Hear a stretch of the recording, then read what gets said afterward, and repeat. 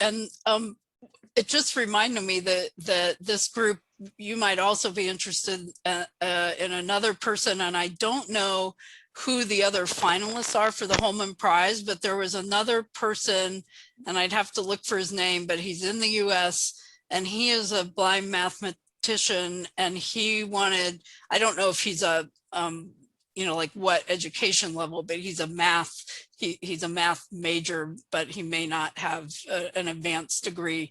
But in any case, his project was to create something like Khan Academy for blind people to learn different types of math, including more advanced math. So you know, he's out there as well.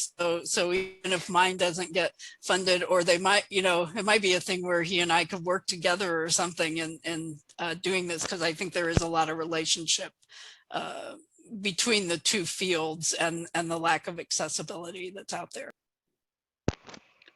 Well, it occurs to me, and this is for Jonathan's ears particularly, that the Lighthouse for the blind and visually impaired, which administers the Holman Prize, might be a good contact for the Tech Hour, and assist us in this focus. And the intersection that I wanted to lift up is something called Girls Who Code. I see Jana nodding her head. In a sense, we're confronting an aspect of access that even people who are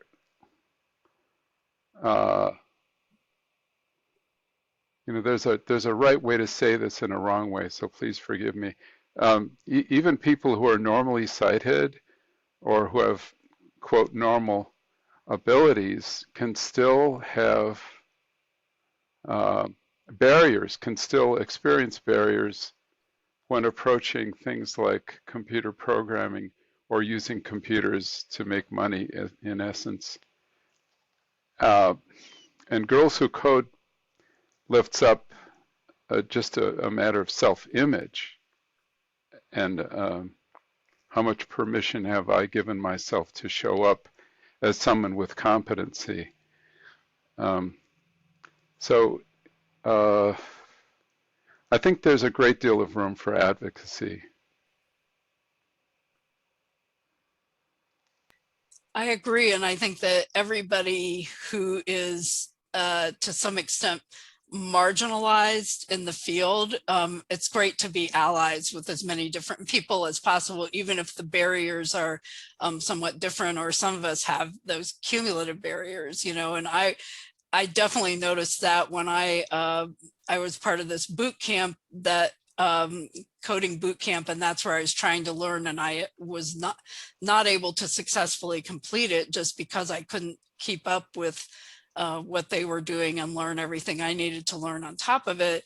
But I noticed that, you know, there were maybe 25 to 30 people in the class that I was in, and there were like 5 or 6 of us were women. So it definitely was very apparent, and most, you know, not a lot of people who weren't white, and you know, and I was like probably the oldest person. Well, no, there was a retired guy in there, but everybody treated him like, you know, their great grandpa or something, because they were all so much younger, and I just tried to fade into the background and not be noticed.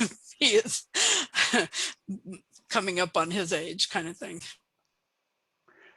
It occurs to me to begin questioning all of the aspects of how to call this, my development environment, that empower me through a visual interface. And I use, just so everybody knows, I use BBEdit on Mac OS, and it has contextual coloring, and it does things like balancing braces, balancing delimiters. uh, and things of that sort.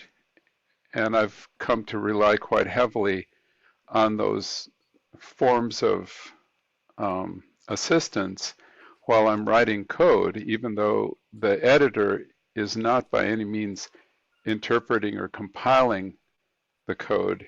It's helping me anyway, and always through a visual interface.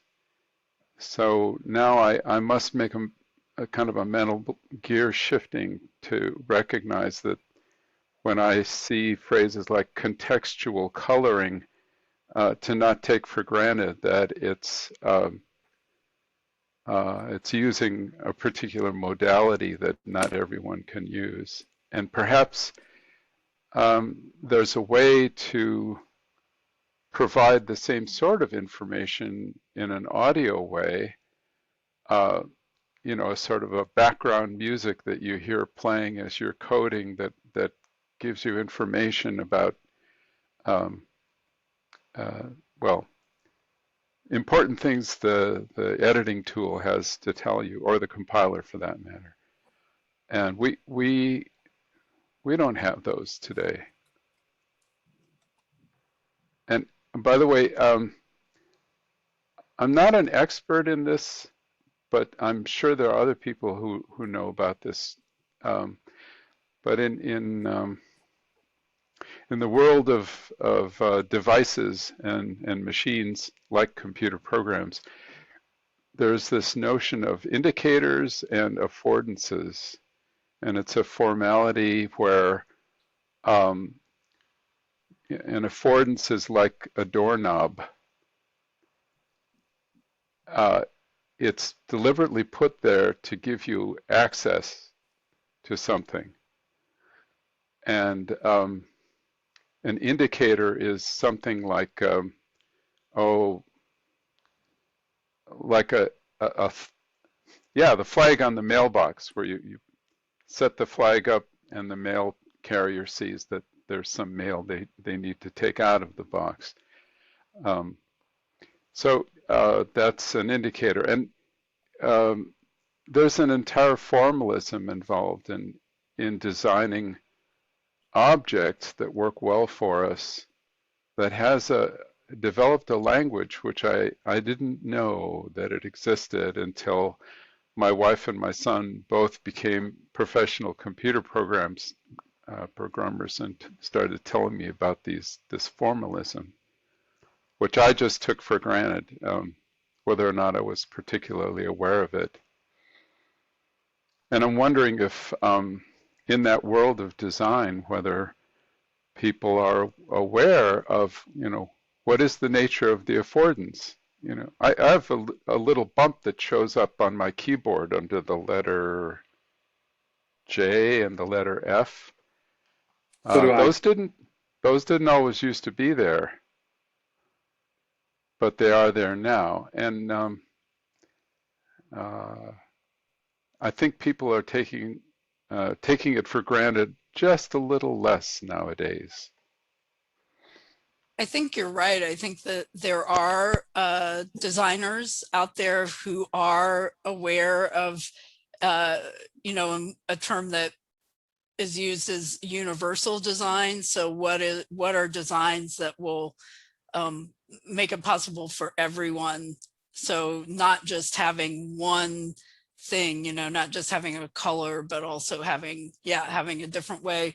And some people are aware of that, and then some people aren't. And the same is just with even like using, you know, for developers when they're developing something. I just had a situation where I was using a new platform yesterday. I was trying it out. It's sort of like Zoom, but it has some differences.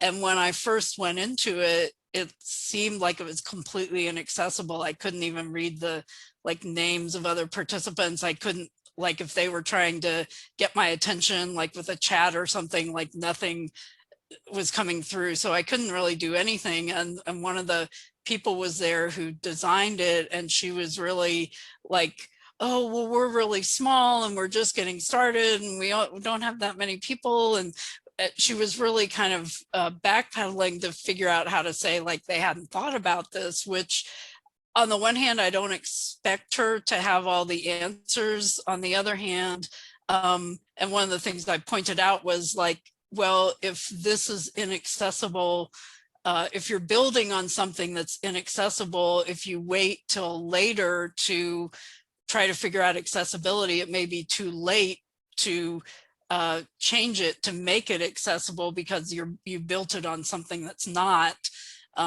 So that upfront work is important to do. But I think a lot, and somebody was mentioning that they think that even though people say, kind of give lip service to that, that they feel very few places are actually teaching it like standardized in the curriculum, that they make sure that new developers learn, you know, to think about things like that when they're designing. I think I saw